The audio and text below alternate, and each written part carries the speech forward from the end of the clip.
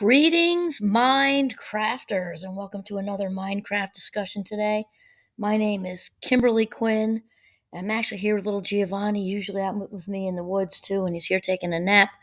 And we are here to have another conversation about, becoming the boss of your brain. That is what it's about. Thoughts first, feelings second, actions or behavior last. And my shout out today goes to Sarah Von Brednek, author of Simple Abundance. I really love her. She's on my list of people that well, she's one I read. Usually, a lot of the other ones I do both with some of them. Read like Wayne Dyer, read and listen to, and she's just loaded with daily wisdom. And I love how it's all seasonally. She's right on target with the seasonal stuff, and it's a nice lift in the morning. That's for sure. So, you're talking about habits that we all have. Those are unconscious behaviors that can come into the consciousness, but basically, habits is what we're talking about when the body knows what to do on its own, right? It's this kind of, I don't need your mind. I got this, right? So, um, she begins here. She talks about this habit stealing our precious life minutes, and with a quote by Horace Mann, which says, "Lost yesterday, somewhere between sunrise and sunset, 2 golden hours, each set with 60 diamond minutes. No reward is offered, for they are gone forever." And I love how Sarah starts out, saying that, gosh, it is so true that nothing dies harder than a bad habit. I mean, because if it's a substance we're talking about, actually behavior too, it's a little more complicated with something like alcohol, cigarettes, things like that, but it's still the same reward system. That neural receptors are involved, and neural receptors actually get rewired when they've been repeating that pattern of alcohol or cigarettes or watching porn or whatever. A cell phone addiction, actually, same thing. So she says, usually we know whenever we're doing something that's not good for us, because that small voice that resides in the center of our heads can be a pretty vigilant nag. Please don't, it will whisper when we light up that cigarette, pour an extra glass of wine, or stand in front of the refrigerator inhaling cold spaghetti because we're nervous. Oh my God, stress eating. People I think don't often think of these things, and obviously habits, just like the precursors to full-blown addiction. I mean, it's not different. The body really taking it all on without needing the mind is actually the definition. It's actually Joe Dispenza's definition of addiction. Anyway, the trouble is, of course, that until now, we haven't been willing to listen. So we're talking about, there's obviously a spectrum, like most things in life. There's little habits of, sneaking a couple of Oreos out the door on the way to work, all the way to really advanced, advanced stages of alcoholism and things like that, and also porn addiction. And so, the textbook definition of addiction is to continue doing something, whether it's a substance or behavior. It's kind of a combination of both, despite adverse consequences. So it's like people in our families are saying, really don't, please stop. That DWI, definitely that second or third DWI for that type of example. With the porn example, your relationships are going down the tubes, and having, because of the whole thing that's involved with that, I don't want to get too far off, addictions to cell phones and screens. So there's a whole, range of maybe doing too much cell phone time, spending too much cell phone time, too much internet, and all the way till it gets in the way of where you're not even doing a lot of face to face anymore. It's getting in the way of work and school and all that sort of thing. So that's what we're talking about. But no matter what we're talking about, habits are things we don't have control over. So therein lies the problema with the fact that they can steal, and the word is steal, our most valuable, precious life minutes. And obviously, before we go about changing any behavior, we have to first sort of kind of reflect on it, because obviously, if something's stirring us enough up to think about it, that's worthy of a conversation with ourselves, and to really ask, is this working for me anymore? And just like again, like the spectrum thing, it might parts of it might still be working. There's an immediate relief from sucking down a glass of wine, right? I like wine myself, so I can't point a finger there. Yet there's when it, whatever it is, behavior gets out of hand, or maybe it's not even out of hand yet. Maybe it's partially working, with the glass of wine at dinner or whatever. But maybe it's something. Maybe it's like a totally mild scale, like or actually speaking of scale, maybe that's it. Maybe realizing, you know what, I really enjoy this wine at night. It's not full blown alcoholism or anything. But I don't. I bet I would be about 10 pounds lighter if I drank bottled water at night, or had I'm thinking like cucumber, throw lemon in there, seltzer water, something. And maybe you're like, it's that stage. That's just one example. With alcohol, it could be it could be anything. It could be the junk food habit. I realize I'm stress eating at night. What if I didn't have that available and I got home from work late and tired and stressed, and I have a big job and have to get right back at it again tomorrow? Maybe thinking about I might feel better. So kind of evaluating, whether it would be a healthier lifestyle, a positive change to the body, and once we sort of develop this awareness of the could be's if we cease to do said habit, right? Or introduced said habit, like, you just got a new Peloton and you're going to start all the workout stuff to really, because that really helps. That to kind of evaluate, maybe even write it down would be a really good idea. Oprah talks about that a lot, usually in relation to the gratitude journal. But when we're thinking something sitting on the couch or going for a walk in the woods, that's a very good start because awareness is key. We can't do what we don't know. But then when we actually write it down, there's something about the written word because you can go back, tomorrow and look back at today and be like, oh, I was still thinking about that. And then you go back a week or two. Oh, I was thinking about, preparing my meals ahead for the whole week or whatever it is. And so that's really important. And then she talks about once we kind of gain this awareness, it kind of becomes easier to treat ourselves with more kindness and more gently. And then Sarah says, as you become more intimate with your authentic self and see glimmers of the woman you truly are inside, well, she talks about just specifically to women. So let's recap.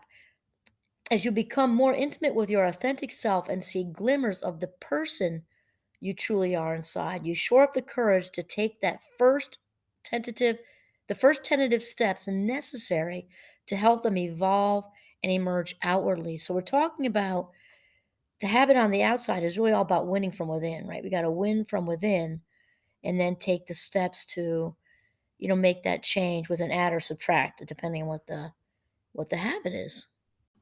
So then Sarah says, once we kind of get on track with this, I mean, for me, awareness is like really the hugest step.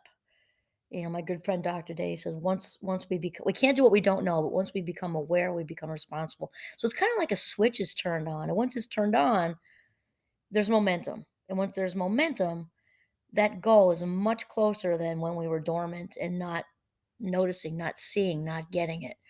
And so Sarah says, soon we'll begin hearing whispers that encourage and comfort, not berate us. So that's that inner voice. And our authentic being, our authentic, real, true inner self doesn't berate us ever. That's all ego talk. The authentic being within each and every one of us, that authentic self is whole and complete. It's the ego that's involved with all this stuff. So we start to really hear that encouragement, that comfort, and really we start to feel the nudge of momentum down the path to, kind of, healthier behavior, healthier choice making. So then she says, I guess this is here's my wine example revisited.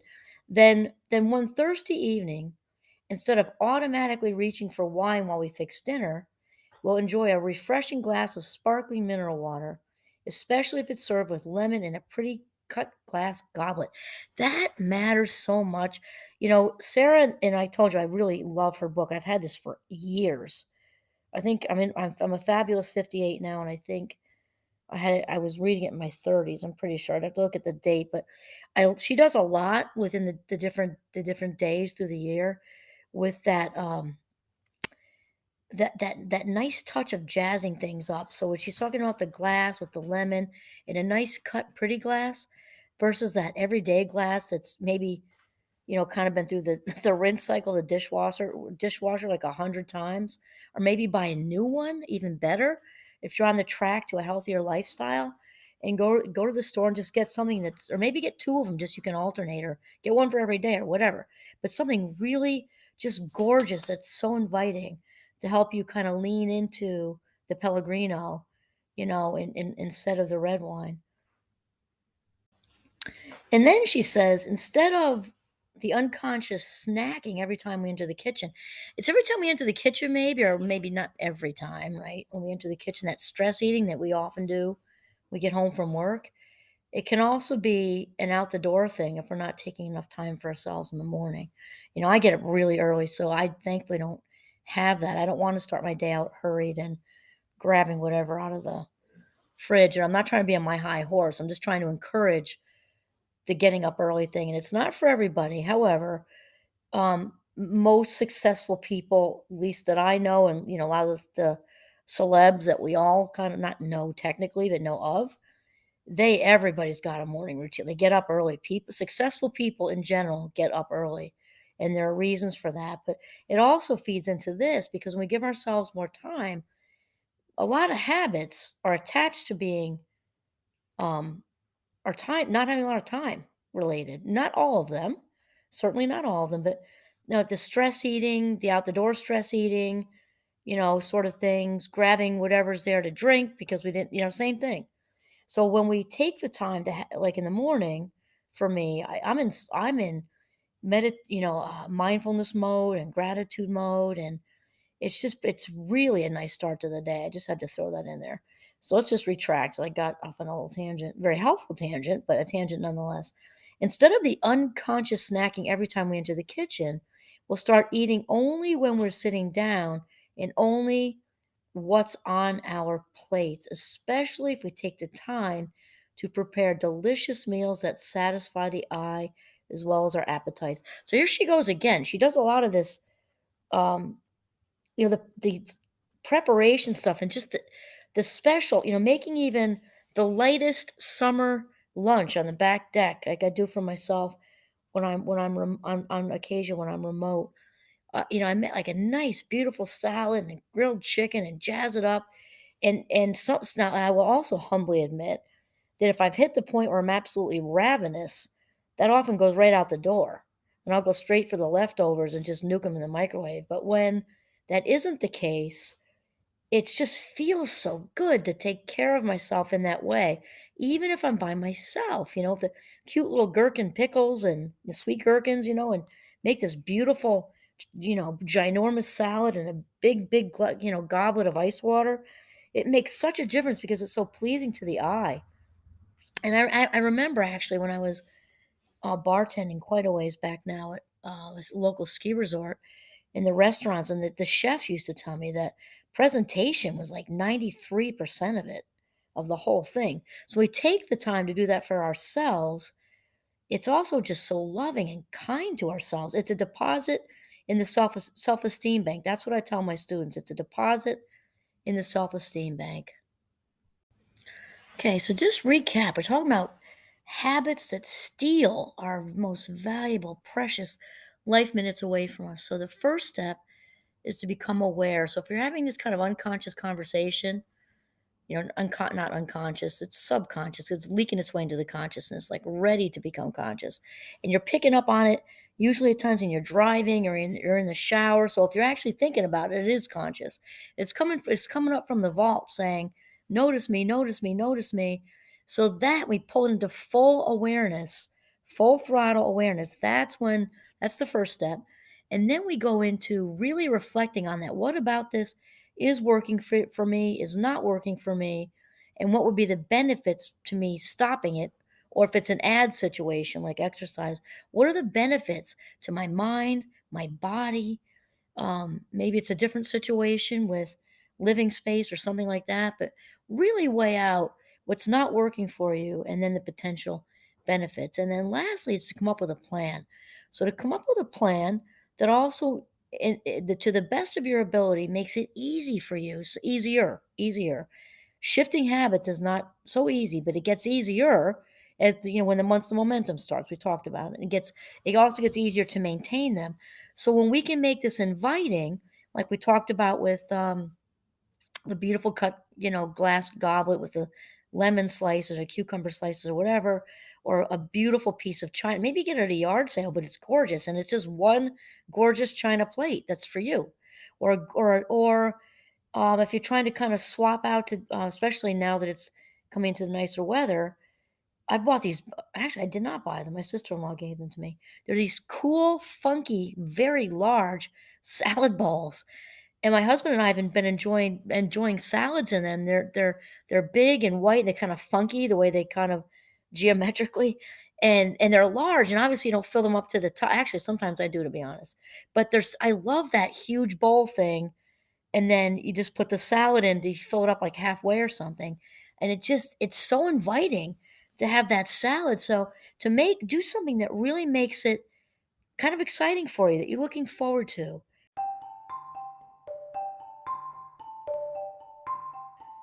In whatever way that matches to whatever habit it is you're talking about. So that's really it. So we're talking about life minute rescue by shifting or leaning into good habits, or leaning out of and shifting out of the ones that are no longer working for us. And that is it. This is Kimberly Quinn signing off from the beautiful northern Vermont. Have a mindful day.